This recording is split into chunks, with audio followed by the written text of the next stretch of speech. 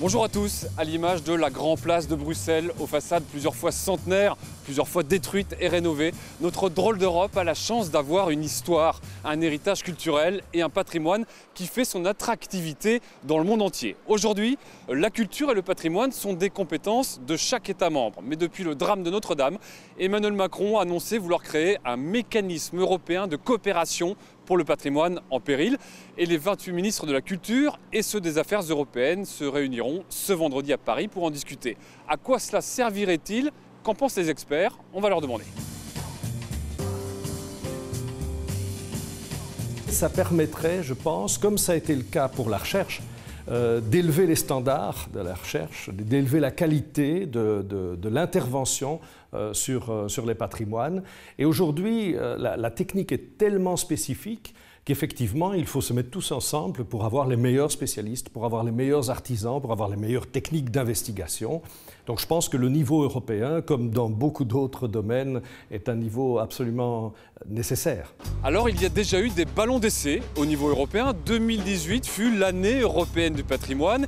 Il y a aussi un label qui existe pour 38 sites en Europe, les chantiers navals de Gdansk par exemple, ou l'abbaye de Cluny en France. À quoi ça sert? On va en parler avec la secrétaire générale d'Europa Nostra qui fédère les associations de patrimoine. Ce label, à quoi il sert? Mais ce label est un instrument important pour développer le sentiment d'appartenance à l'Europe chez les citoyens européens, parce que le patrimoine culturel, il n'est pas uniquement local et national, il raconte aussi l'histoire de l'Europe. Vous attendez quoi de cette réunion du 3 mai? J'ai des grandes attentes, parce que nous avons fait des percées importantes lors de l'année européenne du patrimoine culturel, et maintenant nous avons besoin d'une impulsion politique. Alors faudra-t-il ajouter une prérogative patrimoine à l'Union européenne, en plus de ses compétences économiques, commerciales, environnementales? Eh bien on va le demander au commissaire européen qui sera chargé de la question, celui de la culture. Je pense que c'est clairement une compétence de chaque État membre. Mais de même que dans le secteur de l'éducation, on a le programme Erasmus qui est un succès et une initiative très populaire de l'Union.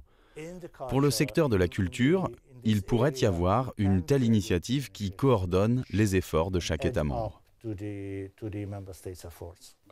Ça ne peut pas être une nouvelle compétence? Il faudrait changer les traités? Non, aujourd'hui, ce n'est pas possible. Pas question d'aller aussi loin et de changer les traités lors de cette réunion à Paris des 28 ministres de la Culture. Ils devraient se contenter de graver dans le marbre un rapprochement des 28 sur ce sujet et de reconnaître ensemble le patrimoine de chacun des États membres comme étant l'héritage commun de notre histoire européenne.